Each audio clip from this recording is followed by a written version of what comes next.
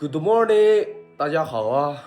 刚刚爸爸叫我出来开会，大家应该不知道吧？我们家每周有那么几个瞬间开会商讨几件事儿，看来这次商讨的事情也比较重要，我们出去看一看，给大家看看我们开会比较平常聊啥。全部人员到齐啊！还有我们的小猫咪也到位。这里也有。Ahmet'ten oğullarım, geç geldi oğullarım. Eski bak, küllü kaldı. Akçama basın oldun ha. Bizim şu anda, etti bu maşinin var ha. Ondan sayılır, bak bize et. Yüzümüz var, et lan. Kalı gibi basın var. Maşallah ötüde. Ha, oğlum da sen, kavrasta. Mına koysak, ona kolay yoklap sakmayı Ana hemen yıkılan pullerin bağda ötüden. İten pulleri ha. Layıttı. Şey oldu, işlilerden yapı yapan. Bunlar şofusunu tölep oldu.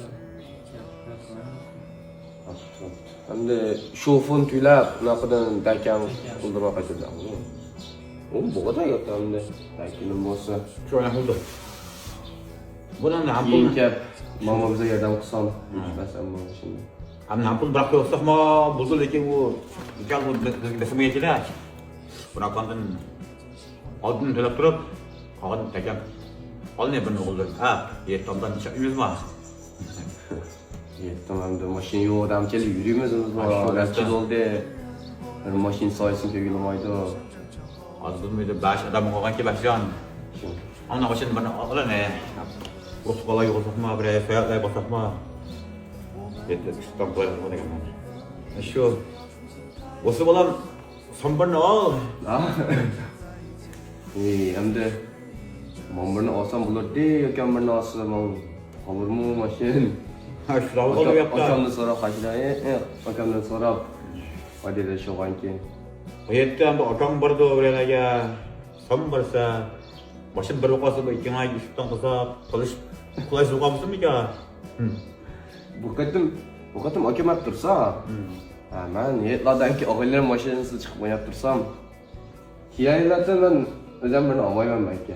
Hazır akım, yaptırsa sizden de yaptırıp bu etme gelsin demek.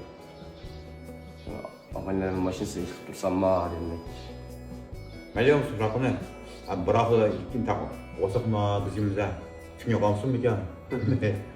Bir akam asıl mı lan? Sen kiler alımsa, teşekkür ederim. Ya lan akam baksa, akamdan sonra almış yaptırsa. Gel teşekkür ederim. Ben almayamam belki. Bakıcı komsa. Ayak, berikan untuk komsa. Mesti itu kesini. Kesini mana kita tu ni?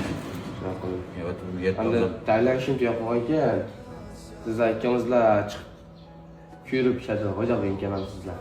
Ayak ni. Olah ayak terus mah. Ayak ni.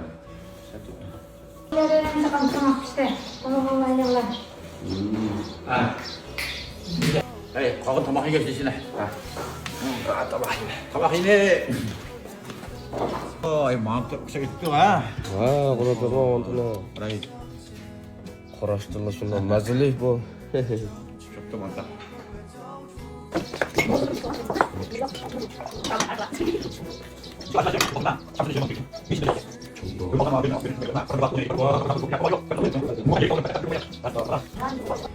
经过我们家的全部人员讨论之后啊，除了我妹妹啊，讨论之后，我们决定在27号官帮节之前提一辆车回来，但不是我提哈，是我哥提。我哥在工作的这段时间呢，也攒了一点钱，他讲的先付首付，然后贷款买辆车回来。但是他要买车啊，我还是挺支持的，因为这是我们家第一辆车。